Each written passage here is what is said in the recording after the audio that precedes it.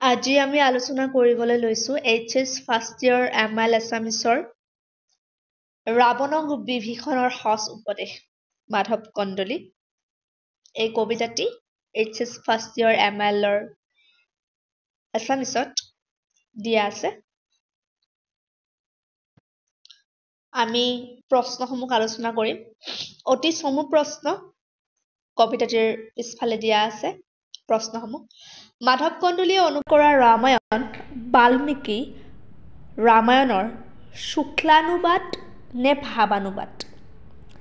ইয়াতে শুক্লানুবাদ মানে শ্লোক, ৰামায়ণৰ যি শ্লোক সেই শ্লোকৰ ডাইৰেক্ট ট্ৰেন্সলেট কৰিছে মাধৱ কন্দলিয়ে নে ভাৱানুবাদ কৰিছে, মানে শ্লোকৰ জৰিয়তে কি ক'ব বিচাৰিছে ৰামায়ণখনত সেয়া ভাৱানুবাদ। আৰু শ্লোকানুবাদ মানে ডাইৰেক্ট যে এইটো শব্দৰ এইটো মিনিং, শ্লোকানুবাদ। গতিকে মাধৱ কন্দলিয়ে ৰামায়ণক পঢ়ি ভালকৈ বুজি তাৰে ভাৱানুবাদ কৰিছে, তেওঁ শুক্লানুবাদ কৰা নাই। নেক্সট, সীতাক হৰণ কৰি নি ৰাৱণে ক'ত বন্দী কৰি ৰাখিছিল? আমি প্ৰত্যেকেই জানো ৰাৱণ লংকাৰ ৰজা আছিল, গতিকে লংকাত সীতাক বন্দী কৰি ৰাখিছিল অশোক বাটিকাত, অশোক বনত। নেক্সট প্ৰশ্নটি হৈছে অপ্ৰমাদী শব্দৰ অৰ্থ কি? ভ্ৰান্তিহীন কবি। অপ্ৰমাদী শব্দৰ অৰ্থ কি?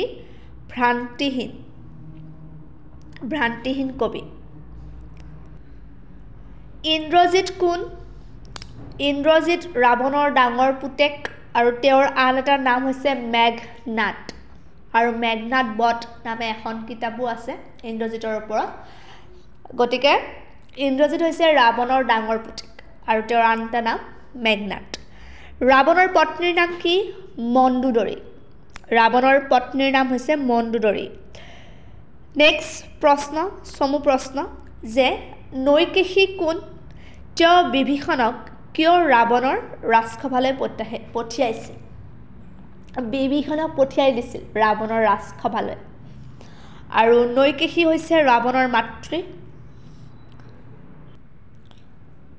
ৰামে লংকা আক্ৰমণ কৰিব বুলি গম পাই নৈকেশীয়ে ৰাৱণৰ আসন্ন বিপদৰ উমান পাইছিল, কিয়নো ৰাৱণে অধৰ্ম কাম কৰিছিল।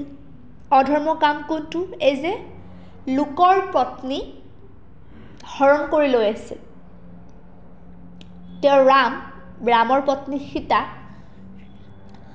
গতিকে বেলেগৰ পত্নীক হৰণ কৰাটো এটা অধৰ্মৰ কাম, আৰু পতিৰ অনুপস্থিতিত বেলেগ বেশেৰে গৈ, ব্ৰাহ্মণৰ বেশেৰে গৈ ভিক্ষা খোজাৰ বাহানা কৰি তেওঁ সীতাক অপহৰণ কৰিছিল। গতিকে এইটো এটা অধৰ্মৰ কাম আছিল, আৰু নৈকেশীয়ে জানিছিল ৰামে কি কৰিব, এই অপৰাধৰ উচিত শাস্তি দিব। গতিকে আগন্তুক বিপদৰ উমান পাই নৈকেশীয়ে পুত্ৰ বিভীষণক ৰাৱণৰ ওচৰলৈ পঠিয়াইছিল, যাতে বিভীষণে ৰাৱণক সৎ পথ দেখুৱাব পাৰে। নাগপাশ কি? হনুমানক কোনে কি কাৰণে নাগপাশেৰে বন্দী কৰি থৈছিল? নাগপাশ হৈছে পুৰণি কালত ৰণত শত্ৰুক বন্ধা সাপৰ নিচিনা এবিধ জৰী বা ৰছী, তাক নাগপাশ বুলি কোৱা হয়। ৰাৱণে সীতাক হৰণ কৰাৰ পিছত সীতাৰ সন্ধানত হনুমান লংকা পায় আৰু সোণৰ লংকা লণ্ডভণ্ড কৰে। নিজৰ নেজৰ জুইৰে লংকা জ্বলাই দিয়ে। তেওঁক অন্য উপায়েৰে উঠিব নোৱাৰি মেঘনাদে নাগপাশেৰে বন্দী কৰি থৈছিল। গতিকে যিসকলে ৰামায়ণ চাইছা, চিৰিয়েল হওক, চিনেমা হওক বা কাৰ্টুন হওক, তেওঁলোকে জানা কাহিনীটো, বা আমি সৰুৰে পৰা দেখি আহিছোঁ, শুনি আহিছোঁ টিভিয়ে বা ডাঙৰৰ মুখত, যে ৰাৱণে সীতাক হৰণ কৰি লৈ যোৱাৰ পিছত ৰামে ঠায়ে ঠায়ে সীতাক বিচাৰি ফুৰিছিল কোনোবাই দেখিছে নেকি কোনে লৈ গৈছে গতিকে এনেকৈ বিচাৰি থাকোঁতে শেষত হনুমানক লগ পায় আৰু হনুমানে ৰামৰ বহুতখিনি সহায় কৰে আৰু তেওঁ যিহেতু উৰিব পাৰিছিল তেওঁৰ দৈবী শক্তি আছিল গতিকে তেওঁ দূত হিচাপে ৰামৰ দূত হিচাপে লংকালৈ গৈছিল আৰু লংকালৈ গৈ লংকাৰ লণ্ডভণ্ড অৱস্থা কৰিছিল তেওঁ নেজেৰে জুই লগাই দিছিল আৰু তেওঁৰ লগত যুদ্ধ কৰিব নোৱাৰি মেঘনাদে লাষ্টত তেওঁক নাগপাশেৰে বন্দী কৰিছিল হনুমান যে ৰামৰ ভক্ত এই কথা লংকাত বন্দিনী সীতাৰ আগত কেনেদৰে প্ৰমাণ কৰিছিল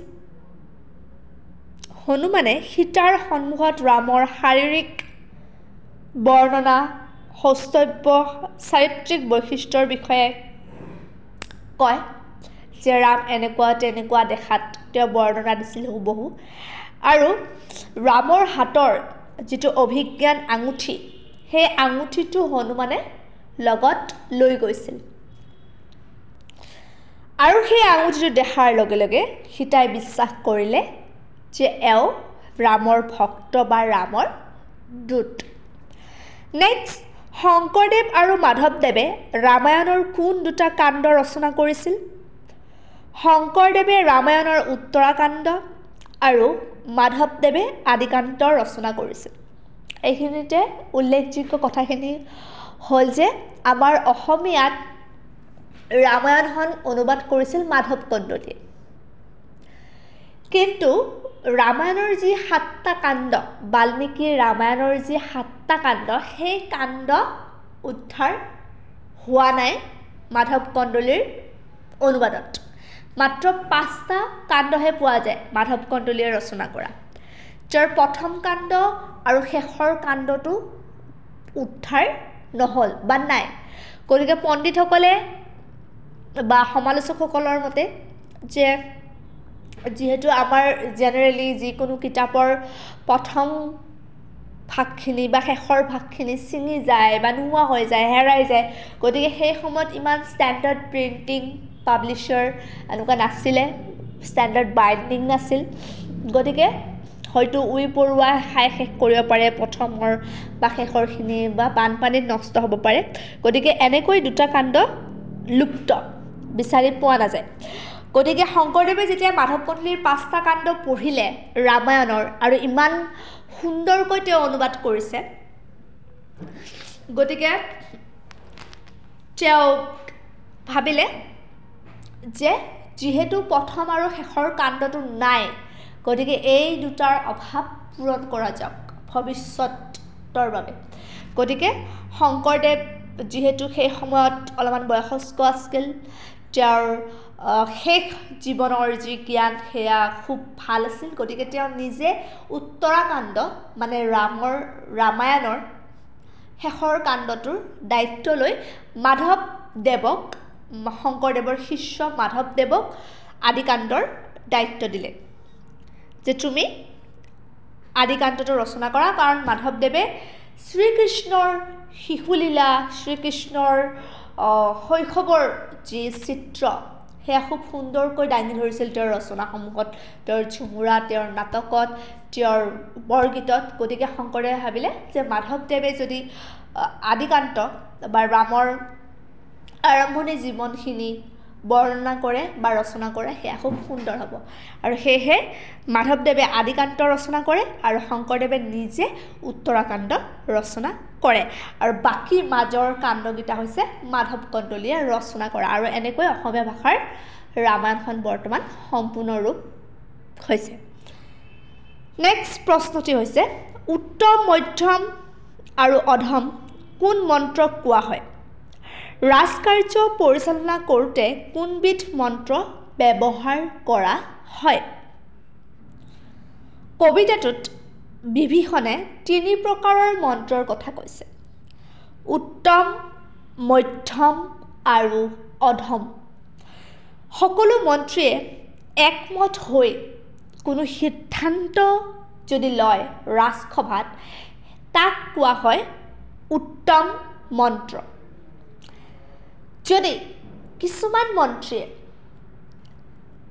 একমত হৈ মানে মেজৰিটি অফ মন্ত্ৰী বা মিনিষ্ট্ৰিজ একমত হৈ এটা সিদ্ধান্ত লয় সেইটোক কোৱা হয় মধ্যম মন্ত্ৰ আকৌ যি শক্তিহীন পুৰুষজনক অধম বুলি দৈৱও গণ্য কৰে মানে শক্তিহীন পুৰুষজনক মানে যে কাৰো মত নলয় কেৱল নিজৰ মতত বা নিজৰ কথাত বিশ্বাস কৰে নিজে যি কৰিছে সেইটোৱে কাৰেক্ট বুলি ভাবে তেওঁক অধম বুলি বিভীষণে কৈছে আৰু ৰাজকাৰ্য যেতিয়া পৰিচালনা কৰে এখন ৰাজ্য যেতিয়া পৰিচালনা কৰে তেতিয়া উত্তম আৰু অধম মন্ত্ৰৰ প্ৰয়োজন হয় বা এই দুটা ব্যৱহাৰ্য হয় সকলো মন্ত্ৰীৰ একমত বা কিছুমান মন্ত্ৰী একমত লৈহে ৰাজকাৰ্য পৰিচালনা কৰিব লাগে এনেকৈ উদাহৰণ দি বা বুজাই বিভীষণে আল্টিমেটলি ৰাৱণক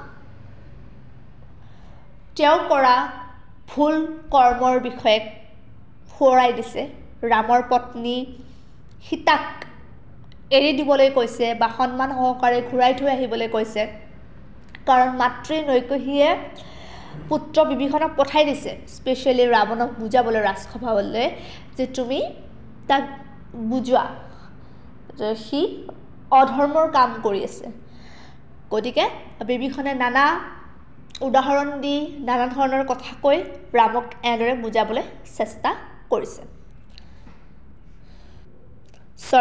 ৰাৱণক এনেদৰে বুজাবলৈ চেষ্টা কৰিছে বিভীষণে আজিলৈ এইখিনি আছিলে ধন্যবাদ